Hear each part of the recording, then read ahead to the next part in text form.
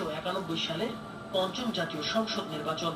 নির্বাচনে দুটি প্রধান রাজনৈতিক দল আওয়ামী লীগ ও বিএনপি সহ 75টি রাজনৈতিক দল অংশ নেয়। এই নির্বাচনে 140টি আসন পেয়ে জয়লাভ করে বিএনপি। আওয়ামী লীগ পায় 88টি। এই নির্বাচনের পরেও আওয়ামী লীগের সভানেত্রী শেখ হাসিনা নির্বাচনে সূক্ষ্ম কারচুপি হয়েছে বলে অভিযোগ তুলেছিলেন। খালেদা জিয়ার নেতৃত্বাধীন বিএনপির এই সংসদের মেয়াদ ছিল 4 বছর 8 মাস। 1996 সালে বাংলাদেশে মোট 2টি নির্বাচন অনুষ্ঠিত হয়। সেবার খালেদা জিয়ার নেতৃত্বাধীন তৎকালীন বিএনপি সরকার আয়োজন করে একটি একতরফা নির্বাচন। বিএনপির দলীয় সরকারের অধীনে অনুষ্ঠিত হওয়া এই ষষ্ঠ জাতীয় সংসদ নির্বাচন আওয়ামী লীগ, জাতীয় পার্টি, জামায়াতে ইসলামী সহ অনেকগুলো দল বর্জন করে। একতরফাভাবে আয়োজিত এই নির্বাচনে বিএনপি 278টি আসন পেয়ে জয়লাভ করে। এর মধ্যে 49টি আসনে বিএনপি প্রার্থীরা বিনা প্রতিদ্বন্দ্বিতায় নির্বাচিত হয়ে যান। নির্বাচন শেষে বিদেশি গণমাধ্যমগুলো দাবি করে এই নির্বাচনে ভোটার উপস্থিতি ছিল 10%-র কম। ওই সংসদে আনুষ্ঠানিক কোনো বিরোধী দল ছিল না। একটি মাত্র আসন পেয়ে বিরোধী নেতার চেয়ারে বসেছিলেন শেখ মুজিবুর রহমানের স্বঘোষিত হত্যাকারীদের অন্যতম ফ্রিডম পার্টির সৈয়দ ফারুক রহমান। এই সংসদের মেয়াদ ছিল মাত্র 11 দিন। Adopted by this caretaker government is big difference in terms of rules and regulations. তত্ত্বাবধায়ক সরকারের অধীনে প্রথমবারের মতো 1996 সালে অনুষ্ঠিত হয় সপ্তম জাতীয় সংসদ নির্বাচন। আসন সংখ্যার বিচারে বাংলাদেশের নির্বাচনের ইতিহাসে সবচেয়ে জোরালো লড়াই হয়েছিল এই নির্বাচনে আওয়ামী লীগ 146টি আসনে জয়লাভ করে। অন্যদিকে বিএনপি পায় 116টি আসন। এই সংসদের মেয়াদ ছিল 5 বছর। ক্ষমতার মেয়াদ পূর্ণ করে নির্দলীয় সরকারের কাছে ক্ষমতা হস্তান্তর করেছিল আওয়ামী লীগ সরকার। এরপর 2001 সালে অনুষ্ঠিত হয় অষ্টম জাতীয় সংসদ নির্বাচনে বিএনপি 193টি আসন পেয়ে যায়। আওয়ামী লীগ পায় মাত্র 62টি আসন। এই নির্বাচনের পর আওয়ামী লীগ নির্বাচনের ফল মেনে নেয়নি। বিএনপি সরকার গঠন করলে আওয়ামী লীগ শুরুতে সংসদেও যোগ দিতে অস্বীকৃতি জানায়। নানা রাজনৈতিক ঘটনার পরে একসময় আওয়ামী লীগ সংসদে যোগ দেয়। এই সংসদের মেয়াদ ছিল 5 বছর। আমি আন্তরিক কৃতজ্ঞতা ও প্রাণঢালা ধন্যবাদ জানাই এদেশের সকল ভোটারকে। 2007 সালে সে সময়কার বিএনপি সরকারের বিরুদ্ধে তীব্র আন্দোলনের মধ্যে রাজনীতিতে হস্তক্ষেপ করে সেনাবাহিনী। জারি করা হয় জরুরি অবস্থা। সেনাবাহিনী সমর্থিত তত্ত্বাবধায়ক সরকারের অধীনে 2008 সালে অনুষ্ঠিত হয় নবম জাতীয় সংসদ নির্বাচন। এই নির্বাচনে আওয়ামী লীগ 230টি আসন পেয়ে জয়লাভ করে। অপরদিকে বিএনপি পায় মাত্র 30টি আসন। The election in Bangladesh is over. The ruling Awami League returned to power, but the protest. তত্ত্বাবধায়ক সরকার ব্যবস্থা বাতিল করে আবারও দলীয় সরকারের অধীনে দশম জাতীয় সংসদ নির্বাচন আয়োজন করে আওয়ামী লীগ সরকার। বাংলাদেশের ইতিহাসে নির্বাচন পূর্ব সহিংসতার দিক থেকে এই নির্বাচন সব রেকর্ড ছাড়িয়ে যায়। 2013 সালে তফসিল ঘোষণার পর থেকে ভোটের আগের দিন পর্যন্ত নিহত হয় মোট 123 জন, আর ভোটের দিন নিহত হন 19 জন। 38টি জেলায় প্রায় 150-র মতো কেন্দ্রে অগ্নিসংযোগ করা হয়। বিভিন্ন জায়গায় ব্যালট পেপার ও নির্বাচন সরঞ্জাম পুড়িয়ে দেওয়ার ঘটনা ঘটে। প্রধান বিরোধী দল বিএনপি সহ বেশিরভাগ রাজনৈতিক দল আওয়ামী লীগ সরকারের অধীনে নির্বাচনে অংশ না নেওয়ার সিদ্ধান্ত নেয়।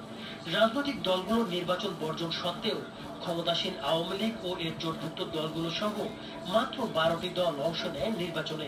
এই নির্বাচনে ক্ষমতাসীন জোট ও তাদের শরিক দলের প্রার্থীরা ভোটের আগেই 300 আসনের মধ্যে অর্ধেকের বেশি অর্থাৎ 153টি আসনে বিনা প্রতিদ্বন্দ্বিতায় নির্বাচিত হয়ে যান।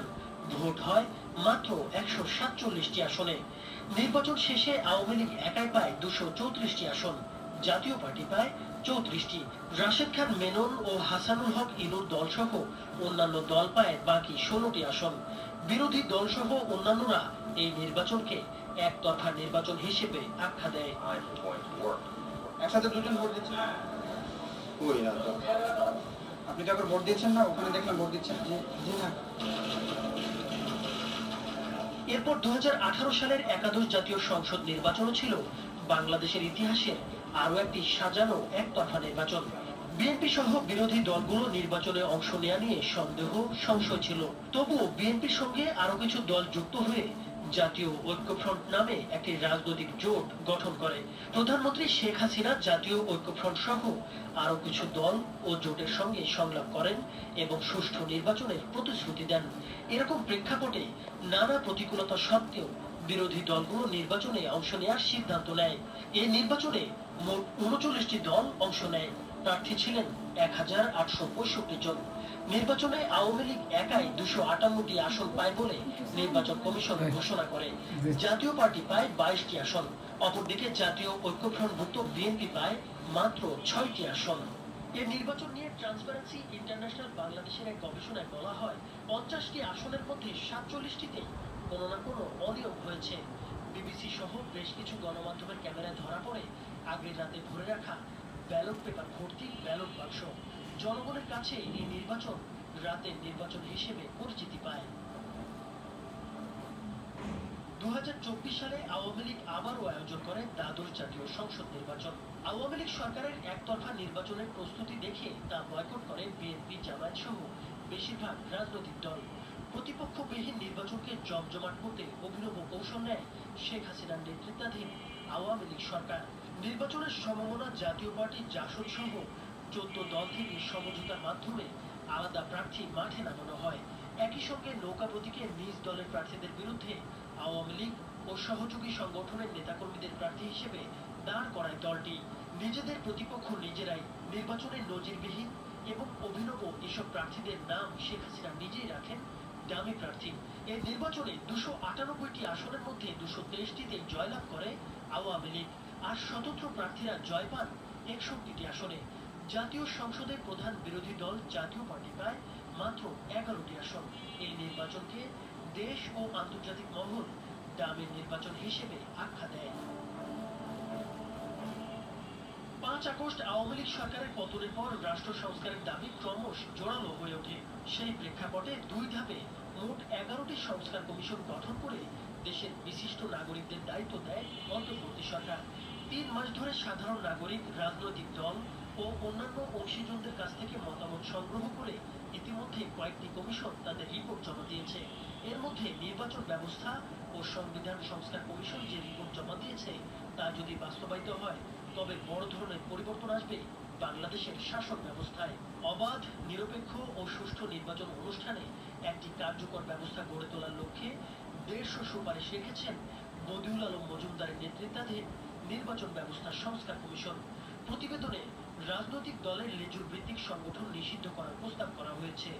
দ্বিকক্ষ বিশিষ্ট সংসদ চালু, স্থানীয় সরকার নির্বাচনে দলীয় প্রতীক না রাখা, জাতীয় সংসদ সহ সব নির্বাচনে রিটার্নিং কর্মকর্তা হিসেবে জেলা প্রশাসকদের বদলে নির্বাচন কমিশনের নিজস্ব কর্মকর্তাদের যুক্ত করার প্রস্তাব রাখা হয়েছে। ইভিএম ব্যবহার বাতিল এবং ৪০% ভোট না পড়লে পুনর্নির্বাচনের বিধান প্রস্তাব করা হয়েছে।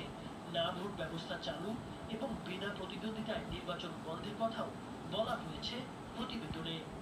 এছাড়া নতুন দলের নিবন্ধনের শর্ত শিথিল এবং সদস্য তালিকা ওয়েবসাইটে প্রকাশের কথা বলা হয়েছে এই প্রতিবেদনে। গুরুতর অপরাধে অভিযুক্ত ও সাজাপ্রাপ্তদের রাজনৈতিক দলের সদস্য হওয়ার অযোগ্য ঘোষণা করার প্রস্তাবও রয়েছে এতে। রাজনৈতিক দলের অভ্যন্তরীণ গণতন্ত্র নিশ্চিত করতে গোপন ভোটে কমিটি গঠনের প্রস্তাব করা হয়েছে।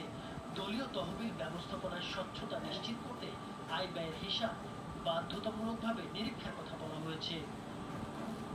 প্রার্থীর মনোনয়নপত্রের সঙ্গে ৫ বছরের আয়কর রিটার্ন জমা এবং মিথ্যা তথ্য প্রদানে প্রার্থিতা বাতিলের বিধান সুপারিশ করা হয়েছে। নির্বাচনী ব্যয় সীমিত করতে ব্যাংকিং বা আর্থিক প্রযুক্তি ব্যবহারের বাধ্যবাধকতা আরোপের প্রস্তাব করা হয়েছে। নিরপেক্ষ পর্যবেক্ষণের জন্য নতুন বিধান চালুর প্রস্তাবও করা হয়েছে এই প্রতিবেদনে। সাংবাদিকদের ভোট কেন্দ্রে প্রবেশ ও অনিয়মের চিত্র ধারণের সুযোগ তৈরি করার কথাও প্রতিবেদনে উল্লেখ রয়েছে।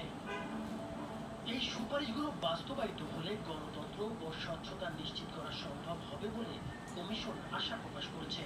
কমিশনের প্রধান বদিউল আলম মজুমদার বলেন, এই সংস্কার কার্যক্রম দেশের নির্বাচন ব্যবস্থা পুনর্গঠনে অত্যন্ত গুরুত্বপূর্ণ।